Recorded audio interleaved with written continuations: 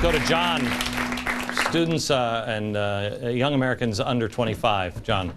Given the current economic crisis, if you were a freshman in college, what would you major in and why? Farming.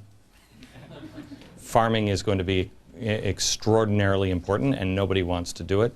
Other than that, whatever I loved.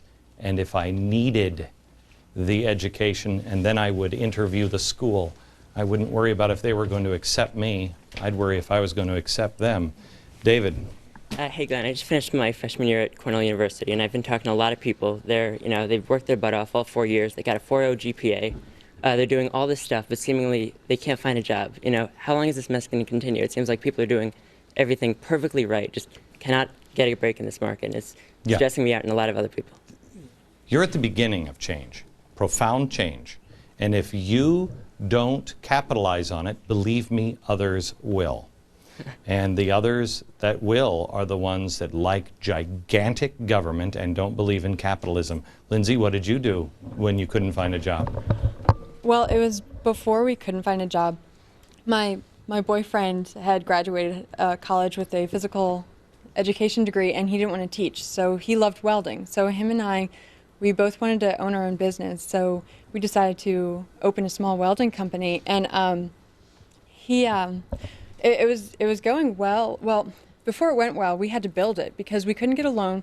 We couldn't get a $4,000 loan for a used truck. So we worked at Walmart until we can afford to build our own rig. And as soon as we built our own rig, you listen, tell your friends, we set out. This is what you do. This is what you do. You move forward. You just keep moving forward. Keegan.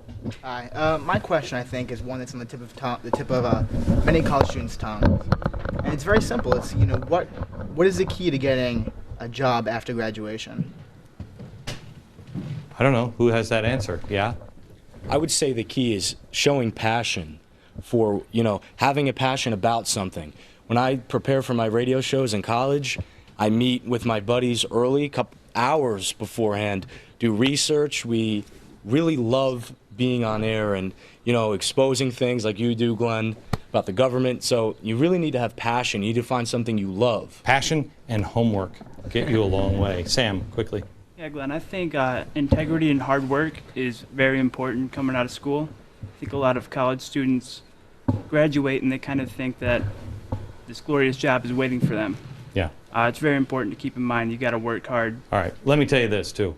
The number one thing that nobody focuses on, integrity. Honesty and integrity. If you can be somebody people can trust, you'll go a long, long way.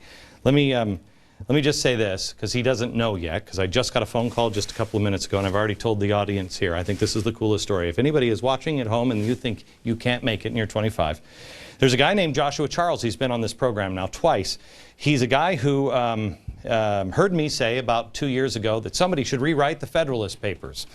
Well, he did, and then he tried to get them to me, and he tried and tried and tried, and he couldn't get them to me. Through a long story and long string of miracles, he got them to me. I said, if they're any good, we'll consider publishing them. Well, they were. We did. It's called The Original Argument. Joshua, in case we haven't called you yet, I plan on calling you in a few minutes. Congratulations, you're a #1 New York Times bestseller. Anything can be done in America. The Original Argument, available bookstores everywhere. Back in a minute. Tomorrow, we are going to do a show on history. And I've lost my erasers or somebody has stolen them. I'm sure that's what it is. 6 shows left. Tomorrow is, or is that Friday? Is today Wednesday? Yeah. Oh, okay. Friday is going to be history. Tomorrow, I have no idea what it's going to be. It'll be really, really good. From New York, good night, America.